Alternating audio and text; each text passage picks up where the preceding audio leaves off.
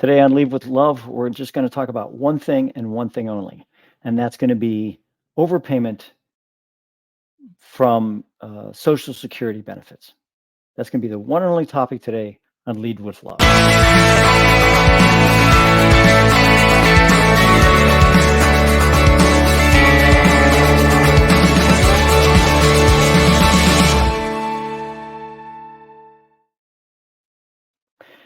Hi, everybody.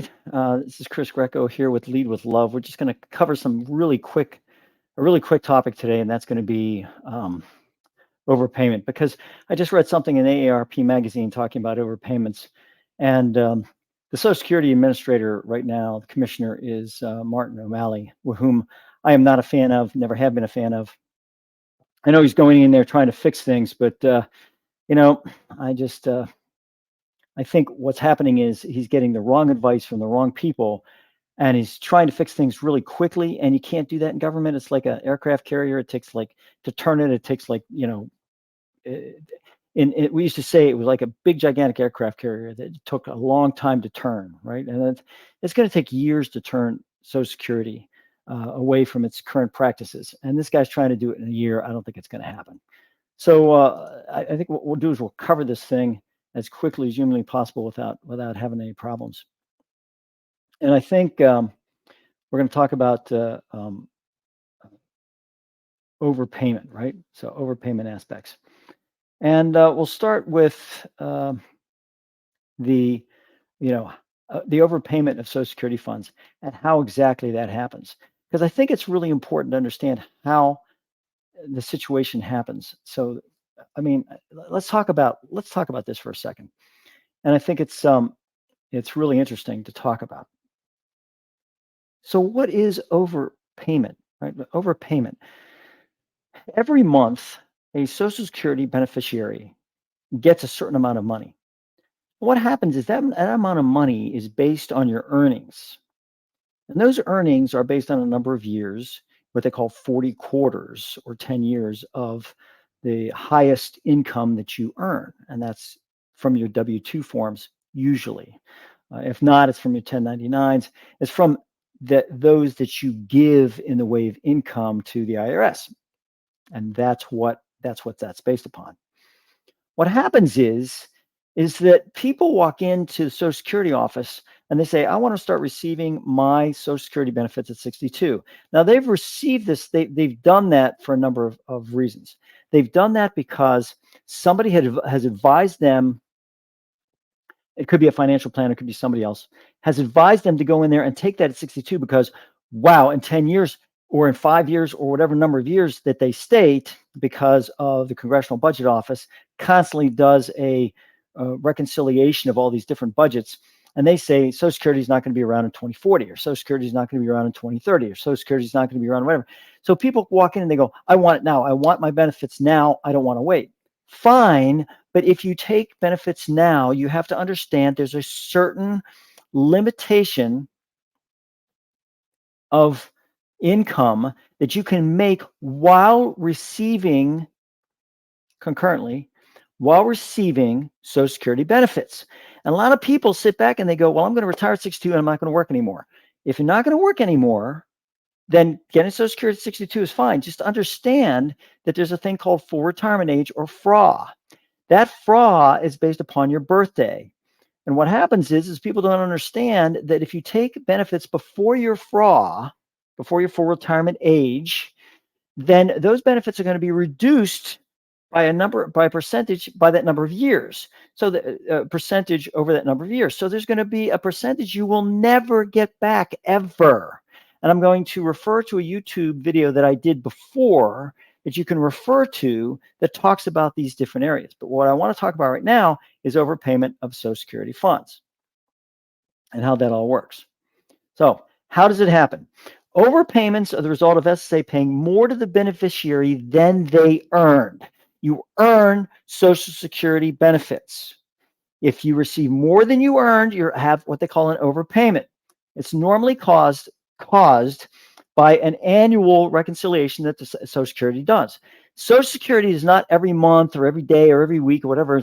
Check to see how much you're making and make sure you're making enough. They do it once a year. once a year. Usually, I think it was like in August, and they do like an annual reconciliation. At that point in time, they add up all those funds that they've been paying you, and they reconcile it against what you should have gotten. If that reconciliation does not match, and they owe you money, of course, they're going to pay you money.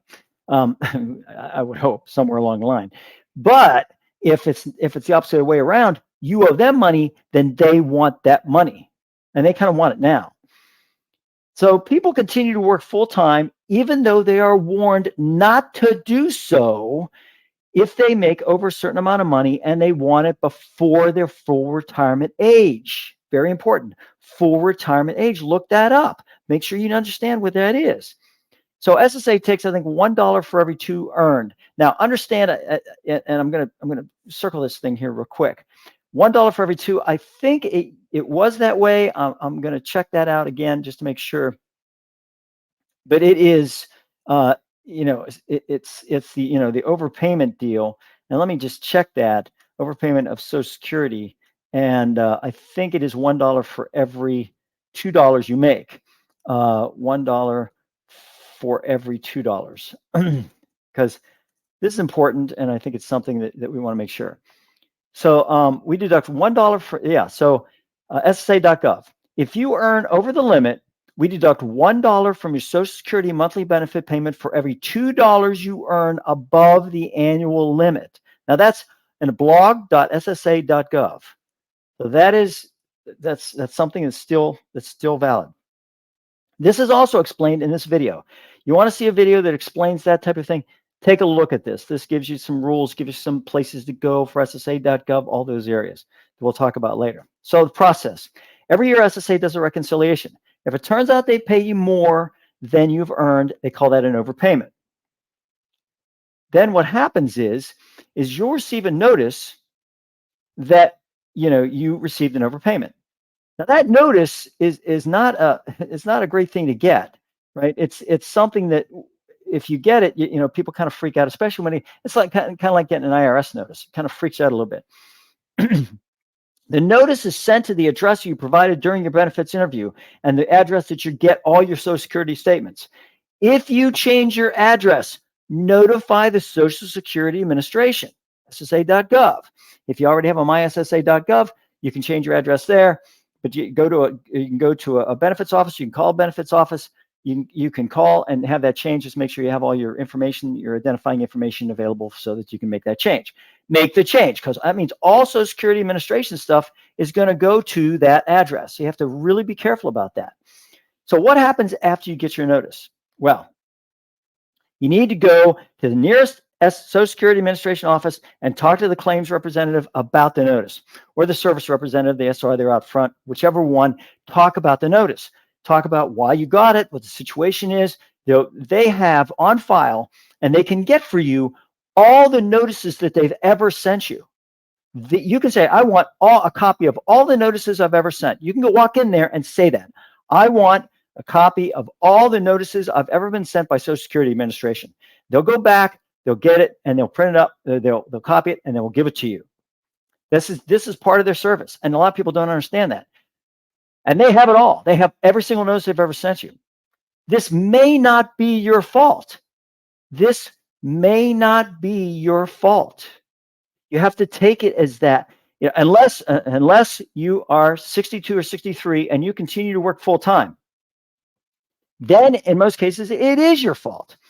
Failure to listen during the claims process. Listen to what they tell you. They sit down and they tell you this stuff not because they just want to do it. It's because they want to keep you safe. They want to keep you so that you get only the benefits you've earned. No more, right? Because that's all you want, that which you've earned. Fail to understand that taking benefits prior to FRA may end up with you in a penalty if you earn so much more money than the minimum amount that you're allowed. This is not rocket science, people. And I'm busting on you because I worked in a Social Security office for a very, very brief period of time compared to what all these other guys do. And it's a hard life. I mean, claim representatives work their butts off for a minimum amount of money. They get paid the least amount of money of just about anybody's Social Security. Yet they do a lot of the work, that you come across. So that's, so given all this, it's vital you call or visit your Social Security office to discuss the notice when you get it. Very, very important. I processed overpayments to local field office for several months. So I was attached to an SSA field office. I saw what they did. I saw how much work they did. It was absolutely amazing. This takes time to do overpayments from the claims representative. They got to process claims. They got to work on records. They got to do all kinds of things, and they're taking them to do these overpayments. Now, in many instances, this is not a simple fix. They assigned me the task, and I took a look at the list. There was an immense amount of overpayments. It was just absolutely amazing. Each case is approached from an individual basis up till now. And this is what's happening now. Everyone that has an overpayment is treated as guilty. Every SSA now treats everyone that has an overpayment, it's their fault. And this is interesting because AARP had an article on it. I want you to read it if you're AARP. It's in their AARP, the new bulletin. So I'm gonna put it up here. I'm gonna just remove this real quick, and then I want to put this up. So this is the AARP bulletin, right? This is where it's located. This is where they talk about overpayments on page 4. I want you to take a look at it because it's very important that you understand what's going on here. Because they're going to treat you as being guilty. They're going to start removing funds from your benefits for an overpayment. And whether you're guilty or not, they're going to start doing that. This is where this is really interesting how this all works. Now, all individuals that receive an overpayment will pay that overpayment, which is true. They should if they're found that it's their fault, because I think that's pretty important. And I think it's really interesting how when you sit back and you go through this, how it is very important that people understand that it is about, it's your fault, right? All individuals that have an overpayment will forfeit 10% of their monthly SSA check to cover the overpayment monthly. They used to take everything, or in some cases, if you didn't receive it, like let's say it was a child that was receiving disability payments and then they overpaid them, they were taking the refunds from their IRS. They were taking their tax refunds. They were garnishing their pay is what they were doing, garnishing pay that they got from the government. So if someone receives $1,200 a month, then $120 will go towards the overpayment. That leaves $1,080 a month for any benefits. Now, this may not seem like a lot. This is a lot on fixed income. This could be a lot of money. The following slide I want to put, will list advantages, disadvantages of these new rules.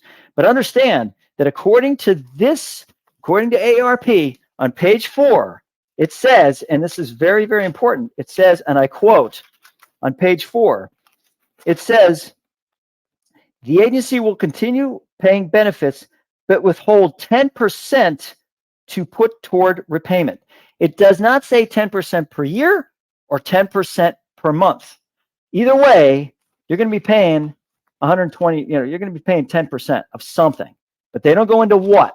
So it's going to be 10% per month. If that's the situation, it's $120. If it's 10% per year and you're getting 1,200 times 12, which is 14,000, 10% of that is going to be $144 total, right? I'm sorry, 10%. Gosh darn. Did I just have a fart here? Brain fart? Okay, so 10%. Wow, I teach this stuff too. This is sad. So if you get $14,400 per year, which what was that? 1,200 times 12, right? And you're going to take 10% of that, so 0.10%. So you're going to be giving up, right, 1,440. So either way it goes, whether it's 10% per year or 10% per month, you're still going to be giving up $120 per month or $1,440 a year, all right, to pay that overpayment. Now, in situations like this, you sit there and say, okay, that's cool. I'm guilty. I'll just take the 10%. That's fine. However, let's talk about the advantages and disadvantages of this thing. First of all, advantages. Advantages of the overpayment where you take 10% relieves the claims representative of doing overpayment, which is nice. That they're like, oh, thank goodness I don't have to do that. That's cool, because it really isn't a lot of fun. You got to tell people, look, you've overpaid. This is a situation. This is how you can fix it. In some cases, people owe thousands of dollars. In one case they owed $175,000. I mean, I am not kidding you. I'm not over exaggerating at all. $175,000 they owed an overpayment. That's like, wow. And I talked to this individual, did whatever else. It turned out they had a problem. It was a miscalculation from the benefits side, and they had to fix that. But it still turned out to be somewhere around like $75,000. So it was a lot of money, half of what they owed, but still a lot of money. Saves administrative costs. It does. Saves administrative costs. You don't have to send out notices anymore, or send a notice and say, look, you've overpaid. This is what you're going to do. Allows for recovery of funds, which is good also, because you can recover all those funds. And eliminates oversight of overpayment cases, which is good. That's nice. And ensures some consistency when you talk about, hey, you're gonna owe 10%, and this is what's going to happen. Disadvantages. Everyone is guilty and never really proved innocent. They're all guilty. You're guilty of overpayment. You screwed up. This is how much you owe. That's it. There's got to be an appeals process, and I think that it still exists. But it's really funny how it's kind of like, okay, we're just going to take 10% from everybody. I got a problem with that. Can still reduce benefit of fixed incomes individuals, which could be a problem. I mean, $120 a month being taken from their check, that kind of sucks. That especially if they're fixed income, and let's say they worked over the amount that they had, and then they stopped working the next year, all of a sudden that is the year they're penalized on, and they're not working. So they're messed over. Does not allow an appeal process, although I'm hoping that the appeal process will still exist, so people can go and say, hey, we got a problem with this. And the SSA field office will take the easiest approach. They have to, folks. Their people are overworked. They're not getting paid. We're talking GS9s here. GS7s, GS9s, 11s. I mean, at the headquarters, SSA headquarters, you don't have nines and many 9s, 11s walking around. They're mostly 12s, 13s, 14s, 15s, and a bunch of executives. So it's not what you would call a very equitable. I'm going to use the word equitable, the equitable approach, because these claims representatives are down there dealing with the public, processing these claims. Very, very important stuff. For me, very important. These claims representatives I thought were extremely good, extremely hardworking at this field office I was in, and I went to several field offices around that area and around the country. And in every single situation, these people were really good, really, really good. So I'm hoping that still exists. It's been a few years. So that's what's happening with this. Now, my opinion: overpayments were arguably one of the most arduous duties at the field office. They were really, really, it took time and effort and phone calls and letters, and it's just on and on and on and on. Everyone needs to have a hearing to see if it was their fault or not.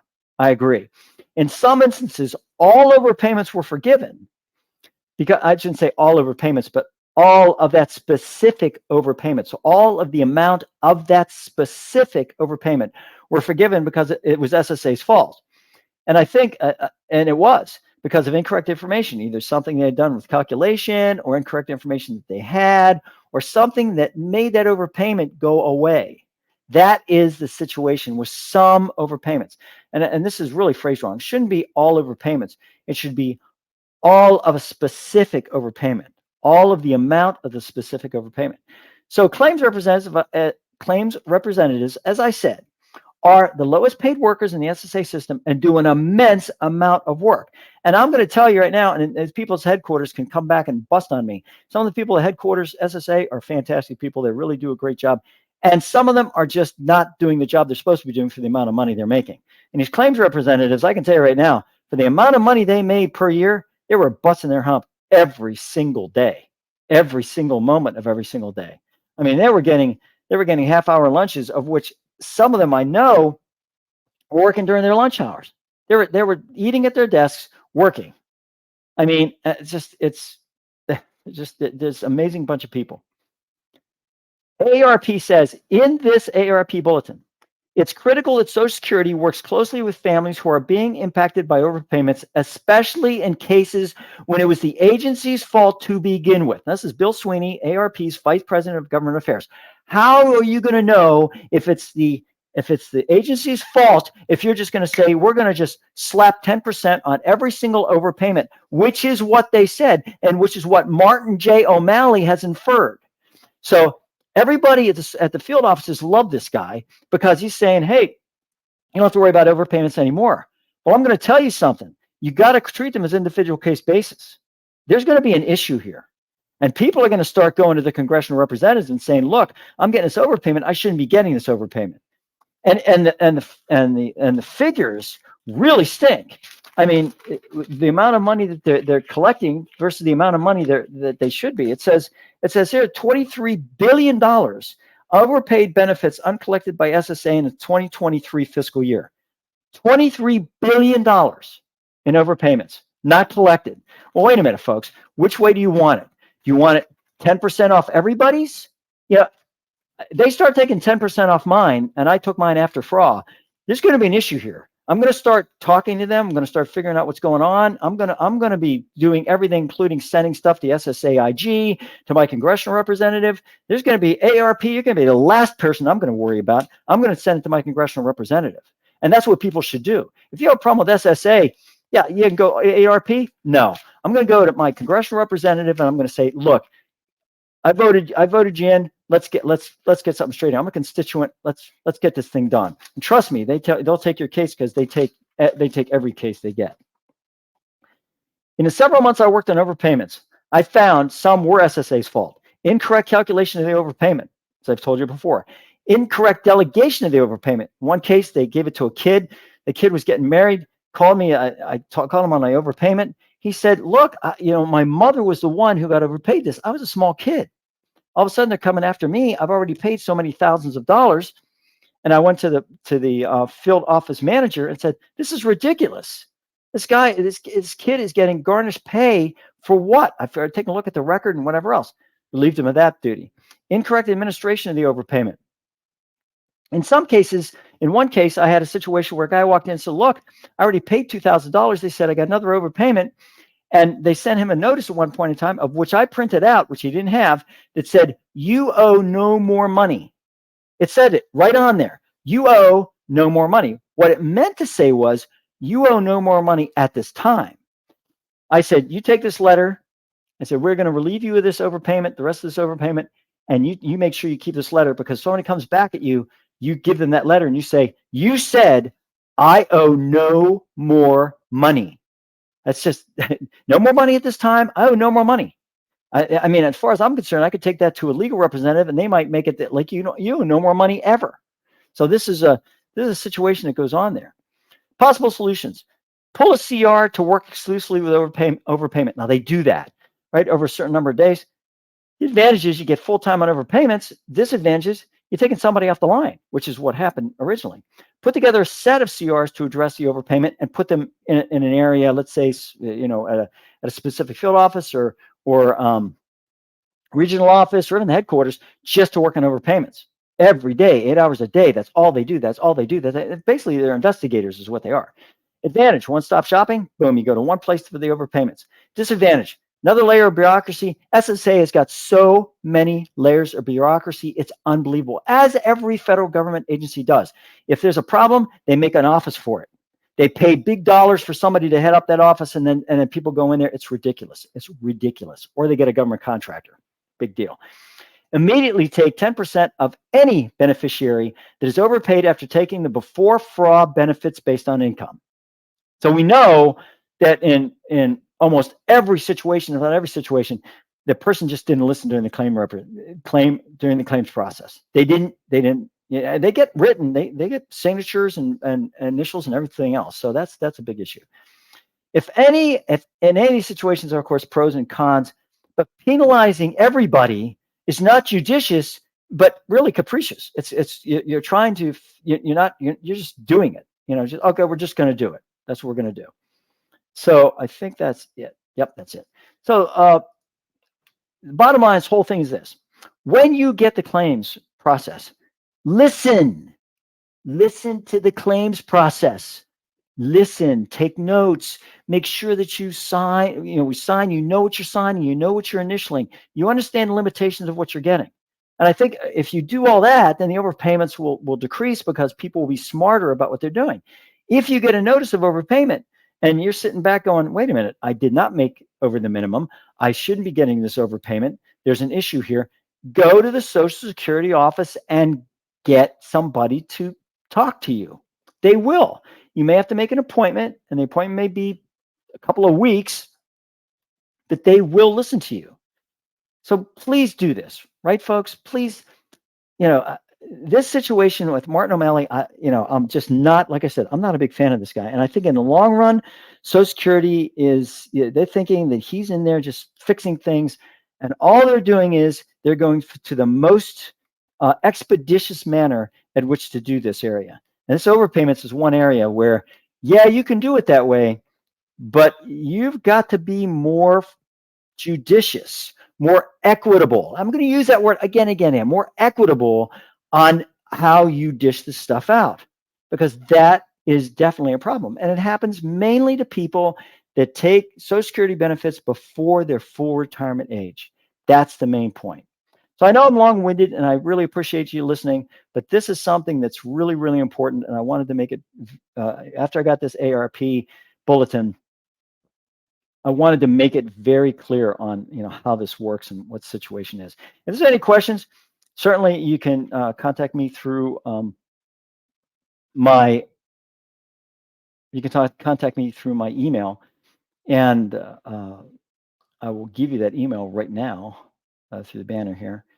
So we'll do it right now. It will be cndr@statisticssleuth.com, and you can take a look at it there. So that's mine. Well, folks, thank you so much for listening. I really do appreciate it. And please understand, check your statements. Make sure that they're exactly what you want them to be, exactly where you want them to be, all these different things. And I think that will really help you to stave off any problems with Social Security Administration. But let me tell you something. These people at the field office, they're working very, very hard for your benefits. They try to do it well. The benefits authorizers at the regional offices, all these people, they work their butts off, folks. They really, really do, to try to make it good for you.